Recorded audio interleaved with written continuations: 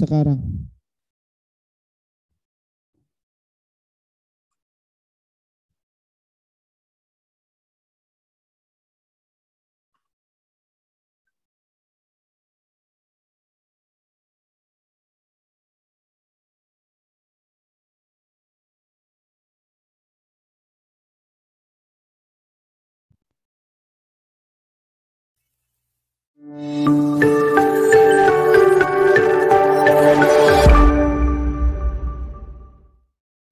Kami cinta gereja kami,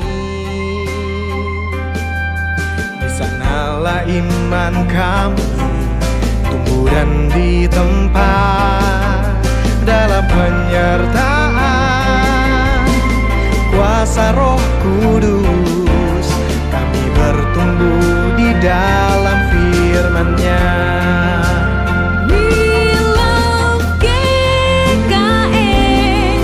Itulah rumah iman, tempat kami memuliakan namanya. We love GKN. Itulah rumah iman, tempat kami melayani dan mewartakan Injil-Nya.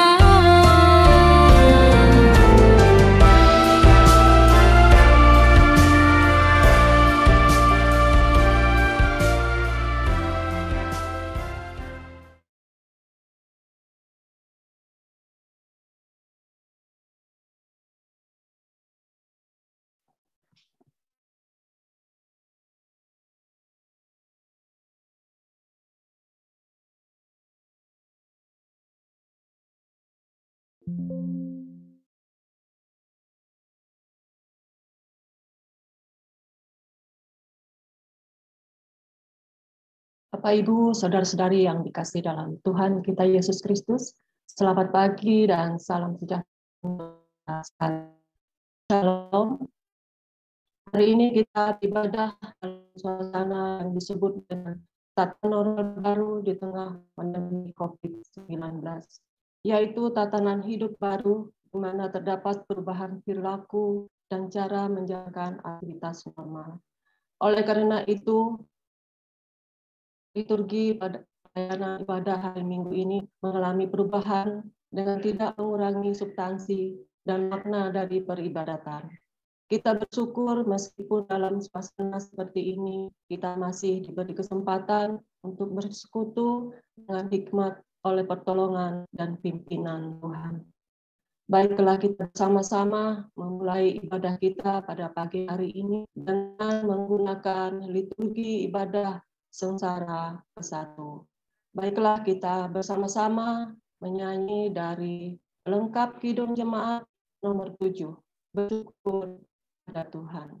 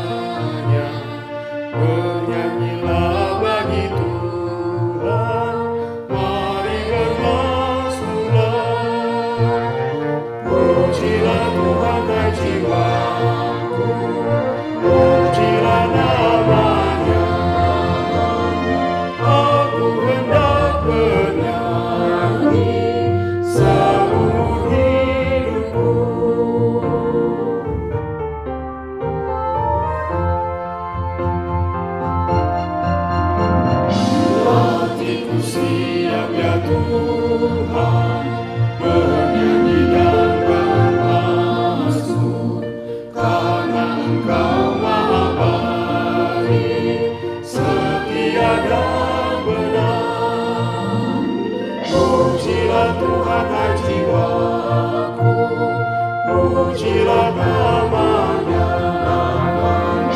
Aku hendak menyanyi seumur hidupku.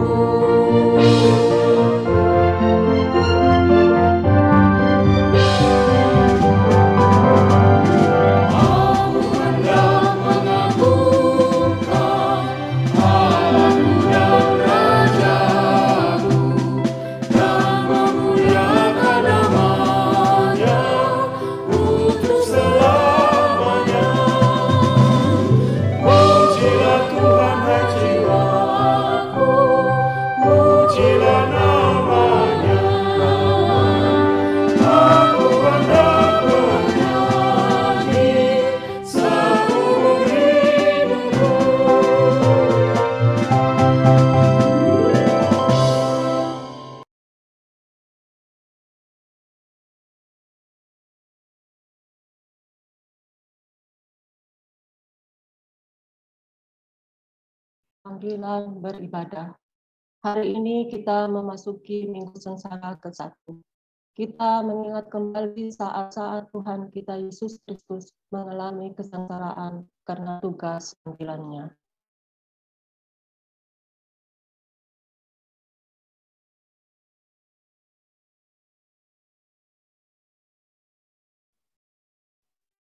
Ia dihina dan dihindari orang.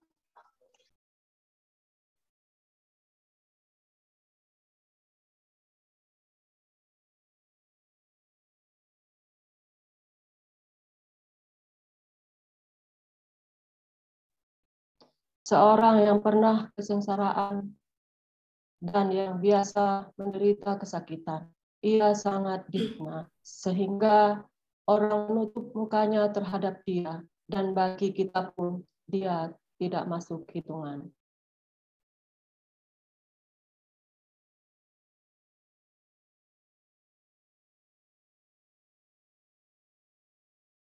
Tetapi sesungguhnya penyakit kita lah yang ditanggung dan kesengsaraan kita yang dipikul. Kita tabiskan ibadah kita. Pertolongan kita adalah dalam nama Tuhan yang menjadikan langit dan bumi. Kasih karunia dan damai sejahtera dari Allah Bapa kita dan dari Tuhan Yesus Kristus menyertai kamu. Amin. Amin.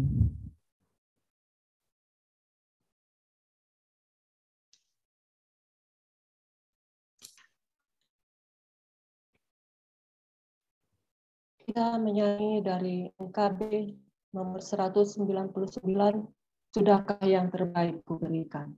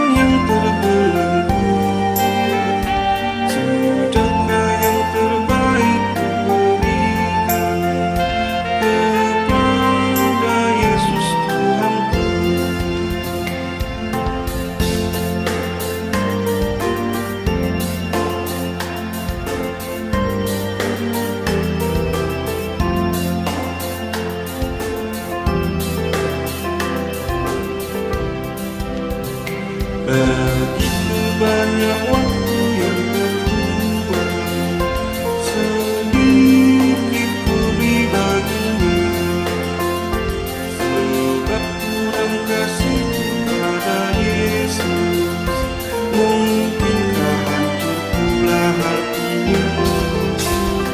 Berapa yang terbilang telah ku cari, dan ku lepaskan yang terbelenggu. Sudahkah yang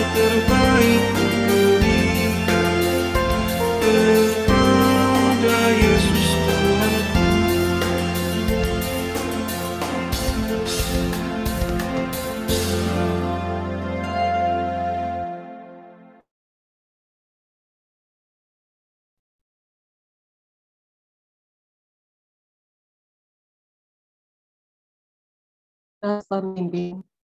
Bila ia berseru kepadaku, aku akan menjawab. Aku akan menyertai dia dalam kesesakan. Aku akan meluputkannya dan memuliakannya.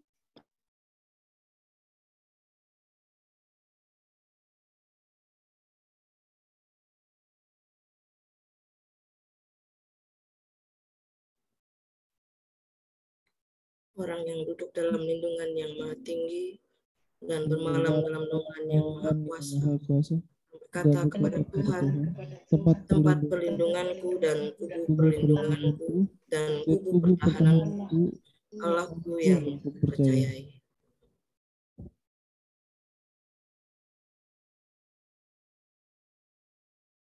Kita masuk pengakuan dosa. Marilah kita merendahkan diri di hadapan Tuhan Allah kita dan mengaku dosa kita kepadanya. Kita berdoa. Puji syukur kami naikkan hadiratmu yang tulus Tuhan.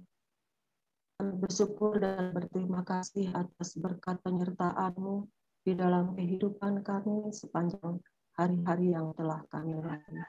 Sehingga pada saat ini ya Tuhan, dengan penuh sukacita, kami boleh datang bersama-sama dengan sebagian sidang jemaat-Mu untuk bersama-sama memuji, memuliakan, bahkan kami akan bersama-sama mendengarkan sabda firman-Mu dalam ibadah Minggu Selasa 1 pada pagi hari ini, berarti ibadah Jumat. Tuhan Allah Bapa yang bertata dalam kerajaan sorga, kami mengaku ya Tuhan bahwa kami sebagai manusia yang lemah, kami sering berbuat dosa di hadapan-Mu, baik melewati pikiran, perkataan, maupun perbuatan kami. Namun dengan kerendahan hati kami masing-masing saat ini ya Tuhan, kami memohon pengampunan-Mu atas segala kesalahan dan dosa kami, sehingga kami boleh layak dan berkenan di hadapan-Mu. Tuhan Allah di surga, pada kesempatan ini juga ya Tuhan, kami mau serahkan sedang jemaat-Mu yang saat ini belum bisa bergabung, beribadah bersama-sama dengan kami. Kiranya Tuhan, Engkau datang menyertai, melawat mereka, sehingga pada kesempatan yang akan datang, Tuhan, mereka boleh datang bersama-sama dengan kami untuk memuji, memuliakan, bahkan mendengarkan sabda firman-Mu. Tuhan Allah Bapa di surga, ibadah kami pada pagi hari ini, dari awal, pertengahan, hingga berakhirnya, kami hanya berserahkan ke dalam tangan pengasihan-Mu. Inilah doa kami, inilah permohonan kami, yang kami nyatakan hanya di dalam nama Tuhan Yesus Kristus. Amin. Jemaat Tuhan, dengarkanlah berita anugerah Allah seperti yang tertuang dalam kitab 1 Yohanes pasal 4 ayat 9 sampai yang 10 yang berbunyi demikian. Dalam hal inilah kasih Allah dinyatakan di tengah-tengah kita, yaitu bahwa Allah telah mengutus anaknya yang tunggal ke dalam dunia, supaya kita hidup olehnya. Inilah kasih itu, bukan kita yang telah mengasihi Allah, tetapi Allah yang telah mengasihi kita dan yang telah mengutus anaknya sebagai pendamaian bagi dosa-dosa kita.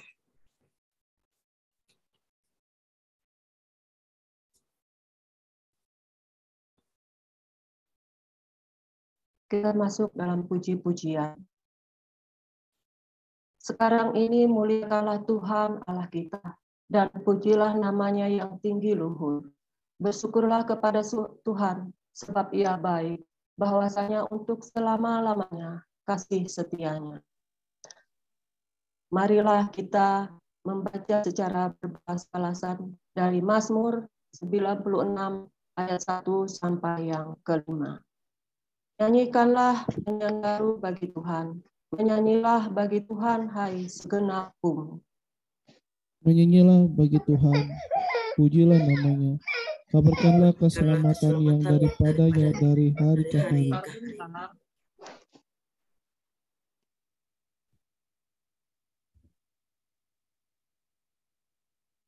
Berikanlah kemuliaannya di antara bangsa-bangsa, dan perbuatannya yang ajaib antara segala suku bangsa.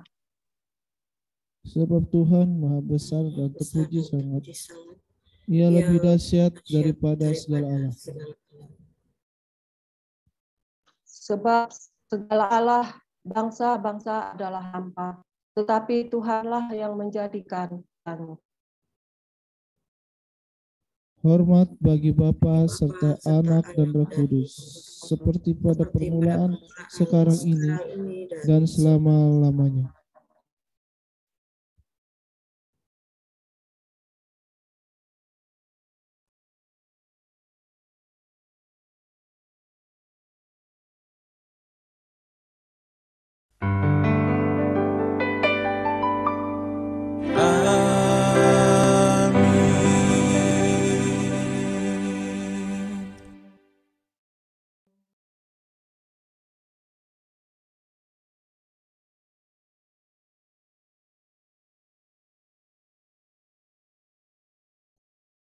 Kita masuk dalam pembacaan Alkitab.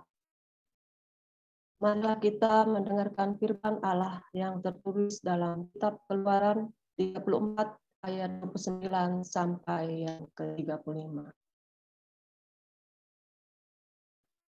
Dengan perikop 2 loh batu yang baru.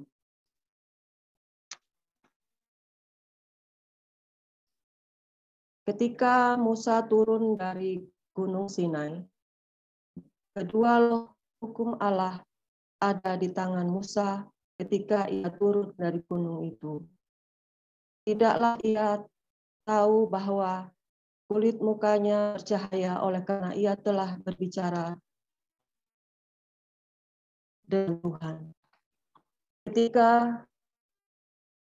Harun dan segala orang Israel melihat Musa, tampak kulit mukanya bercahaya, maka takutlah mereka mendekati dia. Tetapi Musa memanggil mereka, maka Harun dan segala pemimpin jemaah itu berbalik kepadanya. Dan Musa berbicara kepada mereka. Sesudah itu mendekatlah segala orang Israel. Lalu disampaikannya kepada mereka segala perintah yang ditetapkan Tuhan kepadanya di atas Gunung Sinai. Setelah Musa selesai berbicara dengan mereka, diselubunginya lah mukanya. Tetapi apabila Musa masuk menghadap Tuhan untuk berbicara dengan dia, ditanggalkannya selubung itu sampai ia keluar. Dan apabila ia keluar, dikenakannya lah kepada orang Israel apa yang diperintahkan kepadanya. Apabila orang Israel melihat muka Musa, bahwa kulit muka Musa bercahaya, maka Musa menyelubungi mukanya kembali sampai ia masuk menghadap untuk berbicara dengan Tuhan. Setiap orang yang mendengar perkataanku ini dan melakukannya, ia sama dengan orang yang bijaksana yang mendirikan rumahnya di atas batu.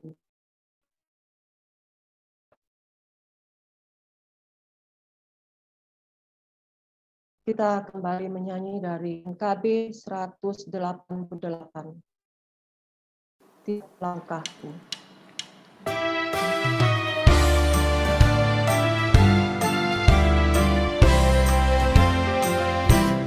Langkahku diatur oleh Tuhan, dan tangan kasih-Nya memimpinku. Di tengah badai dunia menakutkan, hatiku tetap tenang teduh. Tiap langkahku, ku tahu yang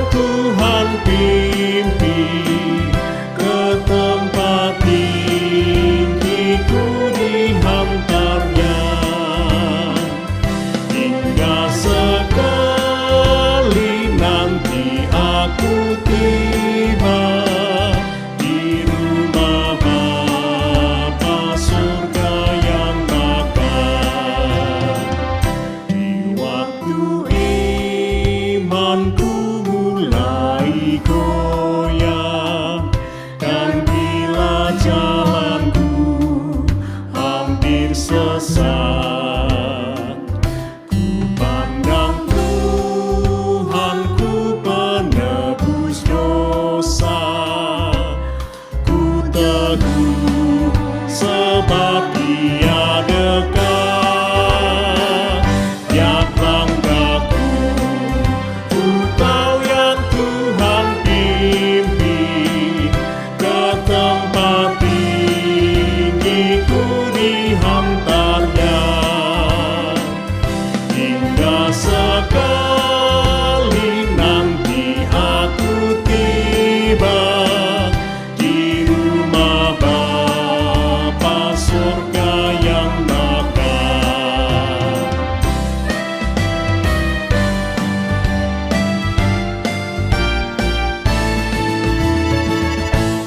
Dalam Tuhan saja harapanku, sebab di tangannya sejahtera. Dibukanya Yerusalem yang baru, kota Allah suci mulia. Tiap langkahku, ku tahu yang Tuhan pimpin. Ke tempat tinggi ku dihantarnya. Hingga sekali nanti aku tiba di rumah Bapa surga yang kekal.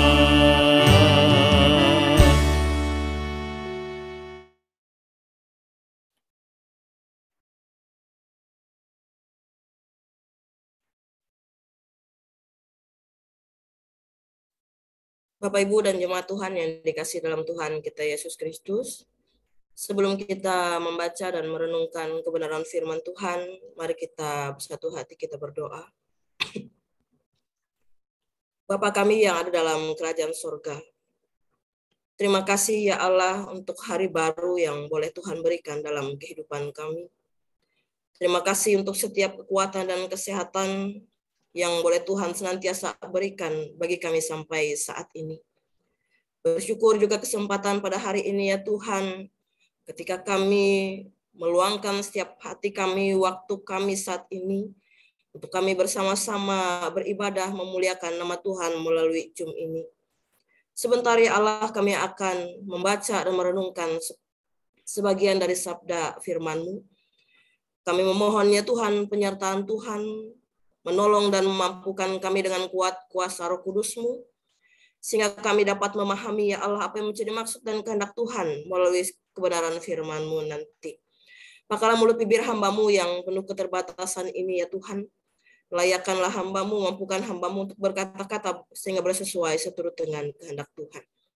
Terima kasih ya Allah, saat ini kami mempersiapkan hati dan pikiran kami untuk kebenaran firman-Mu. Di dalam nama Tuhan kami Yesus Kristus, kami siap sedia untuk mendengar sabda firman-Mu. Amin. Firman Tuhan kita pada hari ini dalam Minggu Sengsara 1 terambil dalam Injil Lukas pasal 9. Injil Lukas pasal 9 ayat 28 sampai yang ke-36. Dengan judul perikop Yesus dimuliakan di atas gunung. Firman Tuhan berbunyi demikian. Kira-kira 8 hari sesudah segala pengajaran itu, Yesus membawa Petrus, Yohanes, dan Yakobus, lalu naik ke atas gunung untuk berdoa. Ketika ia sedang berdoa, rupa wajahnya berubah dan pakaiannya menjadi putih berkilau-kilauan. Dan tampaklah 2 orang berbicara dengan dia, yaitu Musa dan Elia. Keduanya menampakkan diri dalam kemuliaan dan berbicara tentang tujuan kepergiannya yang akan digenapinya di Yerusalem. Sementara itu Petrus dan teman-temannya telah tertidur, dan ketika mereka terbangun, mereka melihat Yesus dalam kemuliaannya, dan kedua orang yang berdiri di dekatnya itu.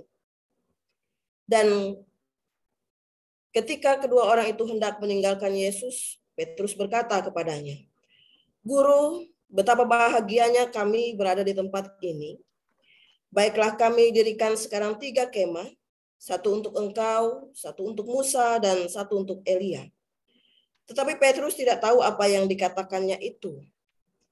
Sementara ia berkata demikian, datanglah awan menaungi mereka, dan ketika mereka masuk ke dalam awan itu, takutlah mereka. Maka terdengarlah suara dari dalam awan itu yang berkata, "Inilah anak yang kupilih, dengarkanlah dia." Ketika suara itu terdengar, nampaklah Yesus tinggal seorang diri, dan murid-murid itu merahasiakannya. Dan pada masa itu mereka tidak menceritakan kepada siapapun apa yang telah mereka lihat itu. Amin.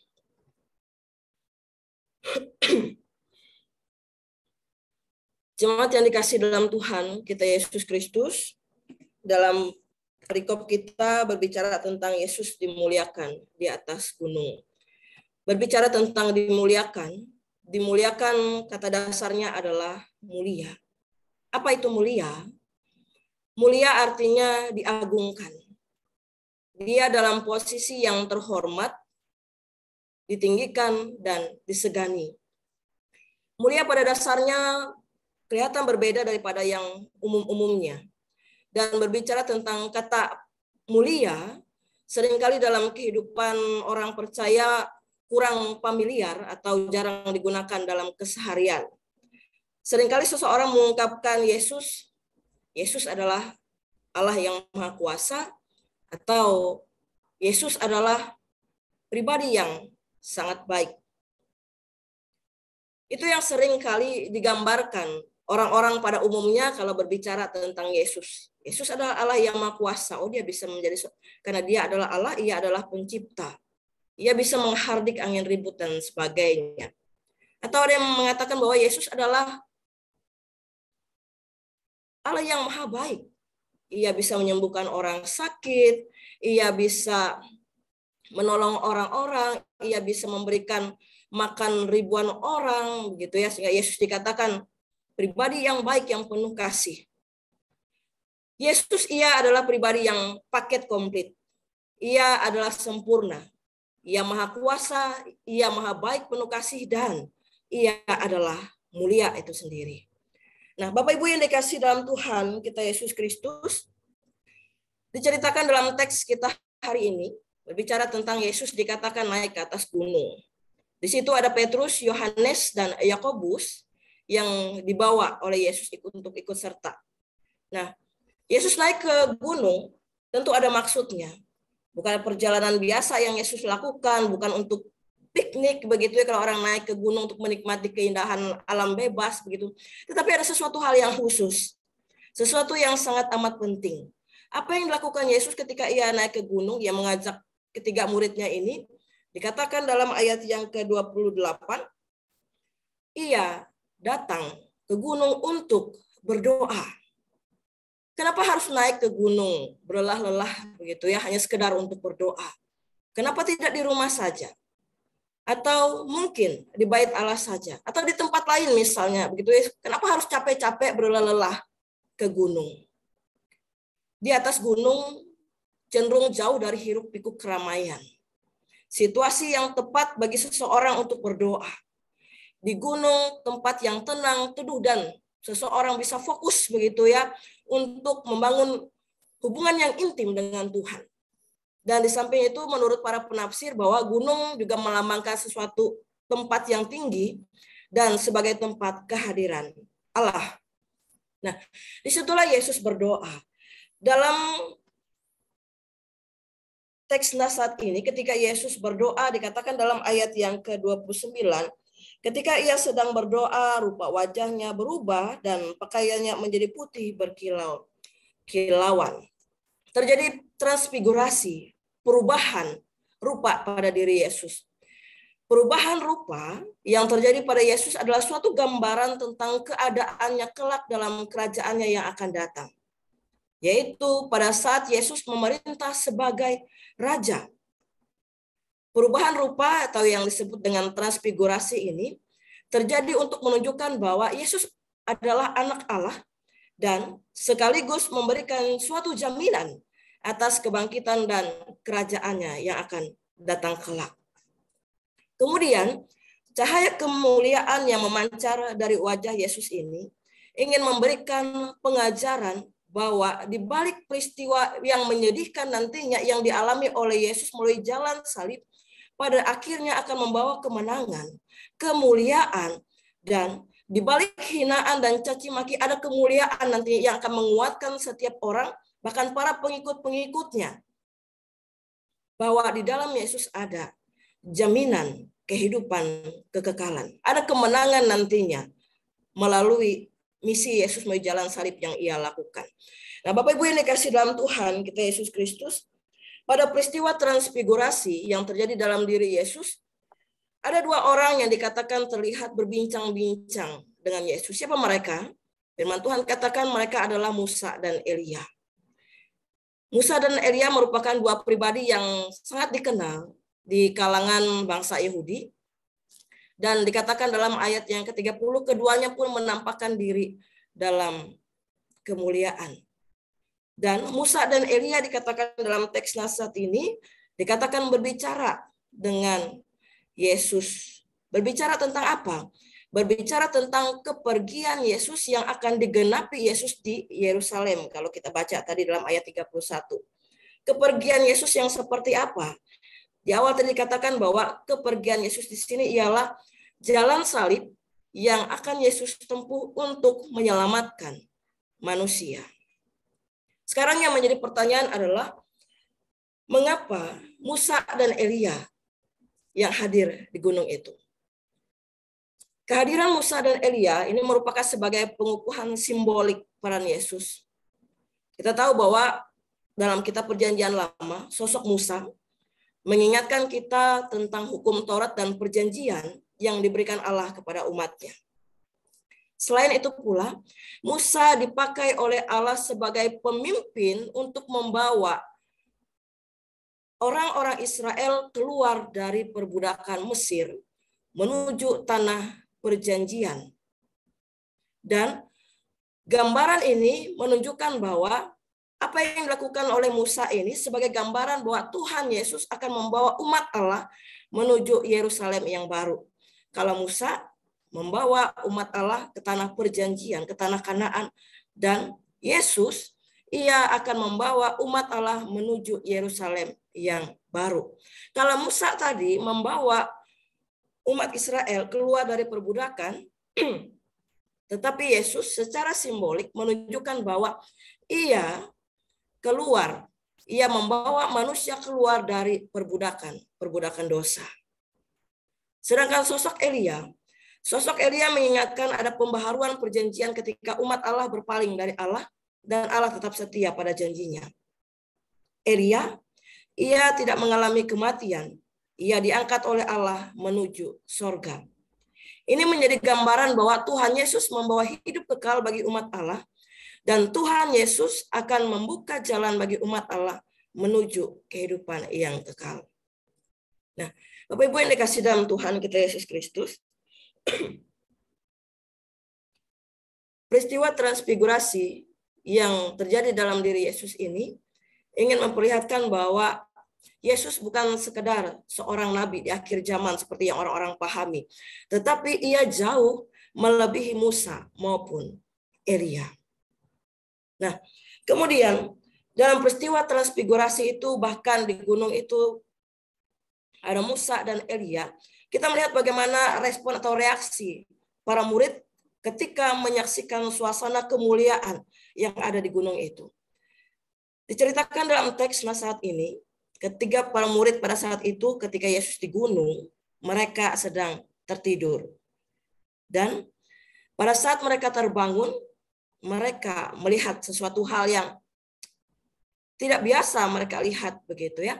Sehingga Petrus dikatakan dalam nas ini secara spontan ia mewakili para murid, dikatakan dalam ayat 33b. Guru, betapa bahagianya kami berada di tempat ini. Baiklah, kami dirikan sekarang 3 kemah, 1 untuk engkau, 1 untuk Musa, dan 1 untuk Elia.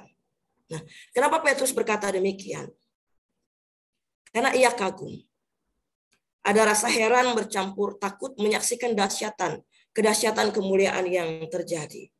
Sesuatu hal yang mengembirakan, kata Petrus. Karena ketika mereka sudah turun gunung begitu ya, melanjutkan pelayanan mereka, kembali mereka dihadapi dengan berbagai macam tantangan-tantangan. Tetapi ketika mereka melihat di atas gunung sesuatu hal yang membahagiakan, yang tidak ingin Petrus sia-siakan begitu ya.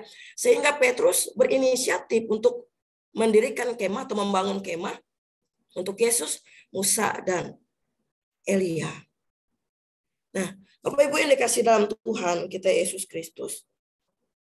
Kemudian transfigurasi ingin menunjukkan bahwa Yesus itu adalah benar-benar Mesias yang harus menderita dan menyelamatkan umat manusia. Dan dalam peristiwa itu pula dikatakan dalam ayatnya yang ke-35, maka terdengar suara dari dalam awan itu yang berkata, inilah anak yang kupilih, dengarkanlah dia. Ada suara Bapa terdengar dari dari dalam awan mengatakan bahwa inilah anak yang kupilih, dengarkanlah dia. Kepada siapa itu? Kepada ketiga para murid ini. Kepada para murid ini. Bapa mengingatkan para murid untuk mereka bersedia mendengarkan Yesus dan sebagai suatu pengakuan bahwa Yesus benar-benar anak Allah dan ia adalah Mesias. Dan dalam peristiwa itu kalau kita lihat dalam nas paralelnya dalam Matius 17 ayat 1-8, Markus 9 ayat 2-8, Yesus memerintahkan para murid atau melarang para murid agar mereka tidak menceritakan kepada siapapun tentang peristiwa itu sebelum Yesus bangkit dari antara orang mati. Mengapa demikian? Mengapa Yesus melarang para murid, ketika para murid ini menceritakan peristiwa yang menyenangkan begitu ya di gunung? Karena pada saat itu orang-orang Israel mereka berharap bahwa Mesias hadir secara politis. Dan Yesus ingin apa yang terjadi diberitakan pada saat setelah Yesus bangkit dari antara orang mati. Jangan lebih dulu disampaikan, katakan demikian para murid-murid. Nah, Bapak Ibu yang dikasihi dalam Tuhan kita Yesus Kristus, melalui firman Tuhan kita pada saat ini, yang menjadi perenungan kita bersama ialah berbicara tentang Yesus dimuliakan. Yang pertama, siapa yang ingin di dalam kehidupan kita sebagai orang percaya ingin mendapat kemuliaan Kristus pada akhir zaman. Setiap orang pasti ingin dimuliakan. Sebagaimana Musa dan Elia, ia datang dalam kemuliaan. Saya yakin dan percaya setiap orang dalam kehidupan kita sebagai orang percaya pada saatnya nanti pun kita pun ingin dimuliakan di dalam Yesus Kristus. Apa yang harus kita lakukan? Tentunya untuk mendapatkan kemuliaan Kristus, yang dilakukan dalam kehidupan sebagai orang percaya ialah kita harus taat mengikut Kristus. Kita harus tabah dan tegar dalam menghadapi berbagai macam tantangan dan pencobaan hidup yang berat. Yesus telah menunjukkan jalan salib telah terlebih dahulu dan ia berhasil menghadapinya. Ia berhasil melaksanakan misinya untuk menyelamatkan setiap umat manusia dengan tantangan penderitaan yang ia hadapi. Petrus, Yohanes, dan Yakobus, mereka pun menjadi martir kisah akhir hidup mereka. Mereka menjadi martir dengan cara yang penuh siksaan. Begitupun dalam kehidupan kita sebagai orang percaya. Supaya kita mendapatkan kemuliaan itu, maka kita pun harus menjadi umat-umat yang setia kepada Tuhan. Meskipun dengan berbagai macam tantangan yang kita hadapi. Bahkan pencobaan-pencobaan iman yang harus kita hadapi tengah-tengah dunia ini. Kemudian yang kedua, sebagaimana yang disampaikan, dikatakan dalam ayat yang ke-28, inilah anak yang kupilih, dengarkanlah dia.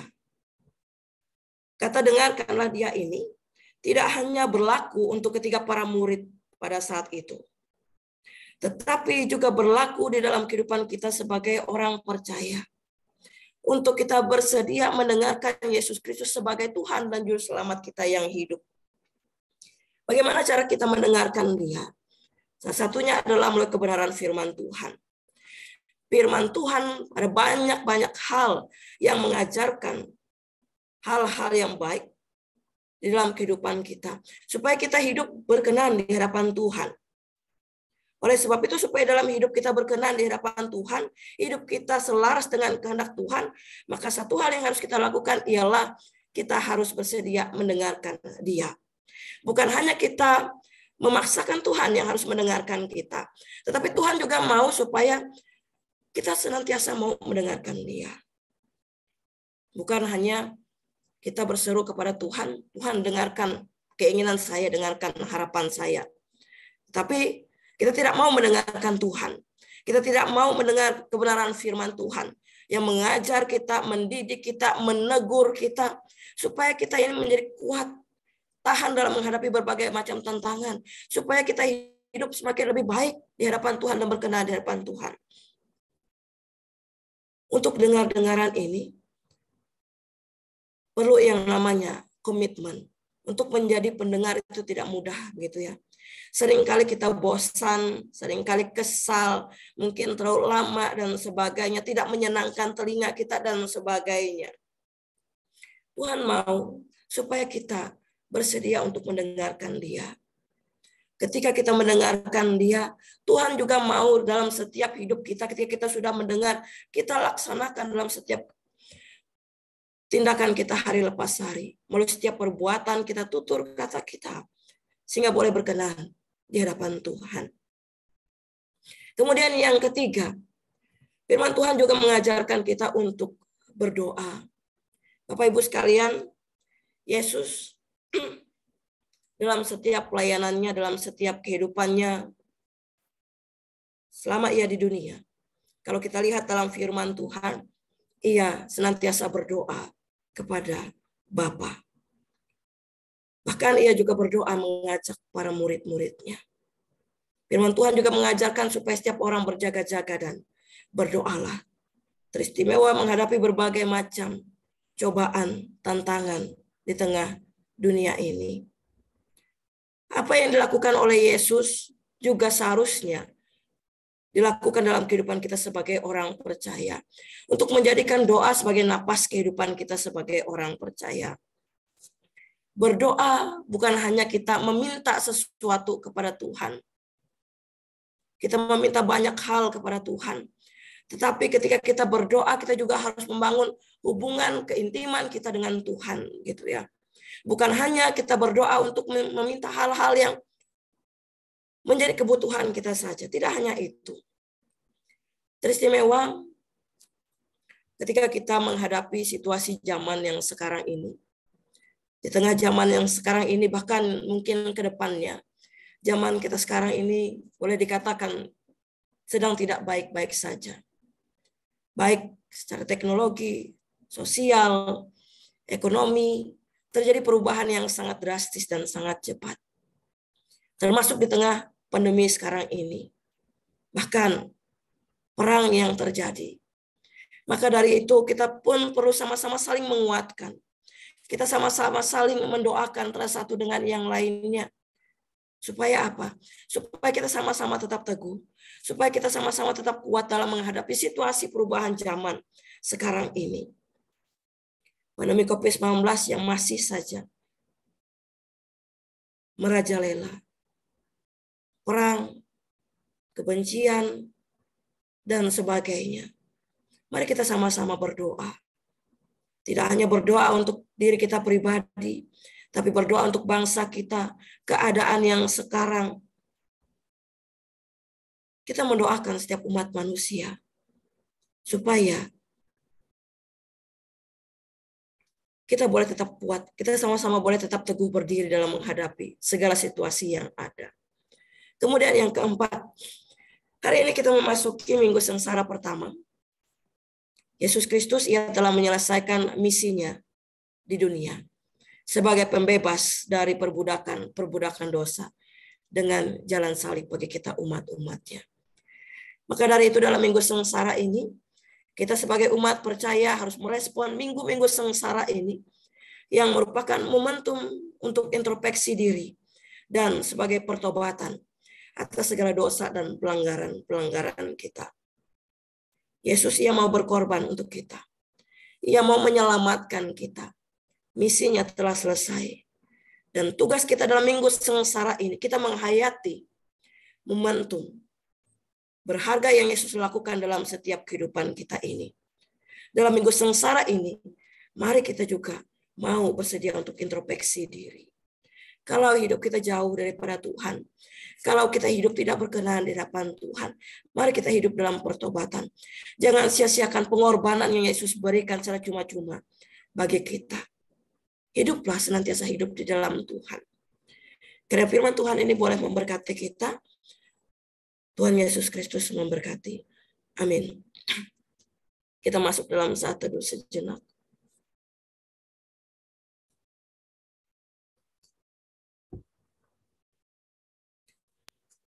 Kita akan masuk ke dalam doa syafaat, nanti akan diakhiri dalam doa Bapa kami. Kita berdoa.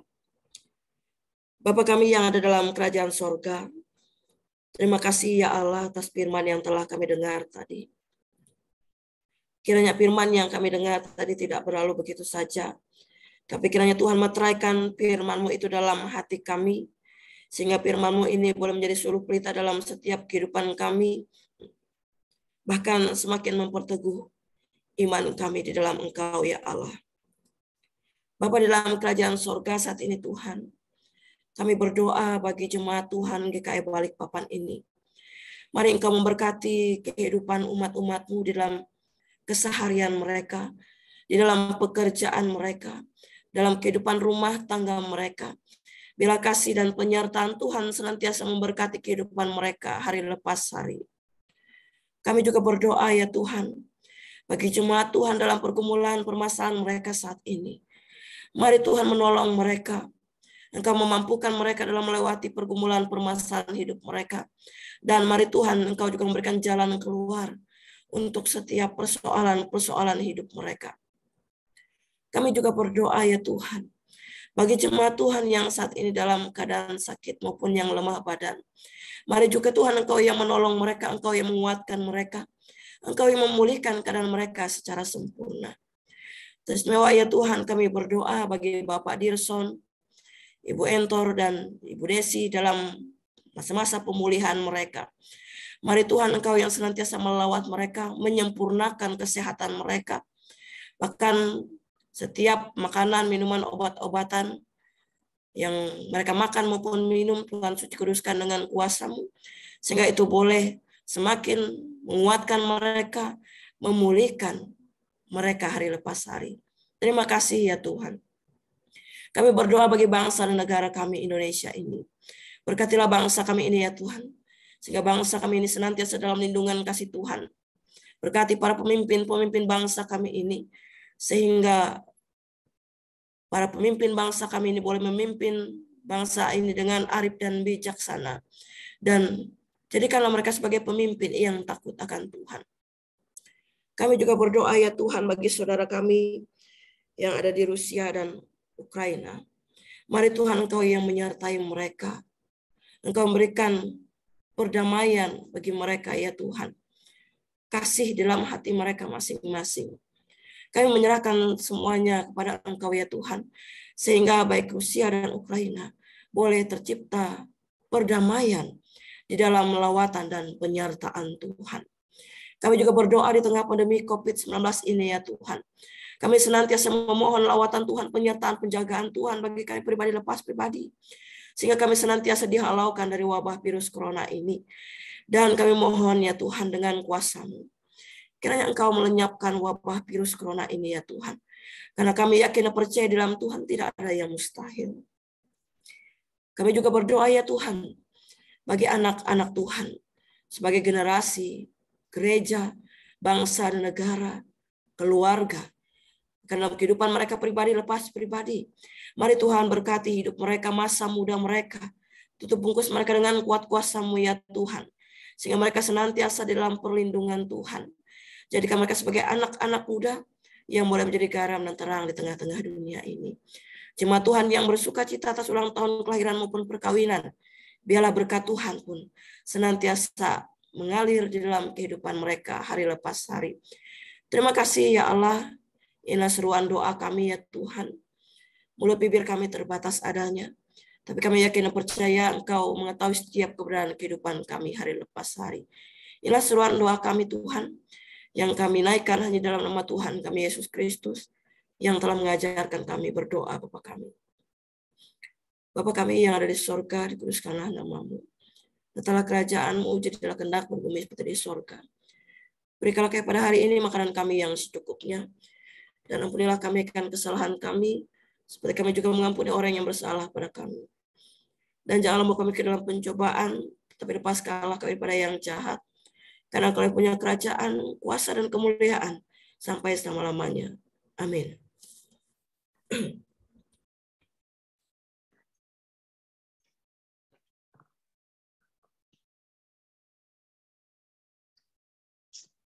Mari kita bersama-sama mengikrarkan pengakuan iman rasuli. Aku percaya kepada Allah Bapa yang Maha Kuasa, Khalik langit dan bumi, dan pada Yesus Kristus anaknya yang tunggal Tuhan kita, yang dikandung daripada Roh Kudus, lahir dari anak darah Maria, yang menderita di bawah pemerintahan Pontius Pilatus, disalibkan, mati dan dikuburkan, turun ke dalam kerjaan maut. Pada hari yang ketiga, bangkit pula dari antara orang mati, naik ke sorga, duduk di sebelah kanan Allah Bapa yang Maha Kuasa, dan akan datang dari sana untuk menghakimi orang yang hidup dan yang mati.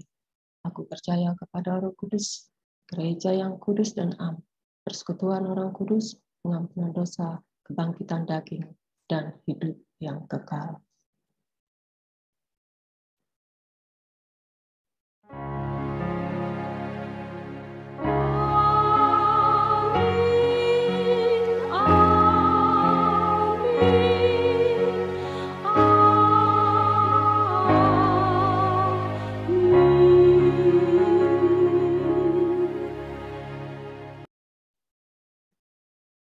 Kita masuk dalam persembahan syukur. Mari kita mempersembahkan persembahan syukur kita kepada Tuhan, Allah kita. Kepada Tuhan, hai suku-suku bangsa, kepada Tuhan sajalah kemuliaan dan kekuatan. Berilah kepada Tuhan kemuliaan namanya. Bawalah persembahan dan masuklah pelatarannya. Sebelum persembahan kita kumpulkan, kita masuk dalam doa persembahan. Ya Tuhan Allah Bapa di sorga, sebentar lagi kami akan memberikan persembahan syukur. Ini adalah persembahan syukur kami dari apa yang kami punya, yang sudah Engkau berikan melewati usaha dan pekerjaan kami. Berkatilah persembahan syukur kami ini, agar bisa dipergunakan untuk pelebaran kerajaan-Mu di muka bumi ini. Bersamanya juga ya Tuhan, kami serahkan seluruh kehidupan kami hanya ke dalam tangan pengasihan-Mu. Di dalam nama Tuhan Yesus Kristus kami berdoa. Amin. Sementara persembahan kita kumpulkan, kita menyanyi dari pelengkap Kidung Jemaat 146, Bawa Persembahan.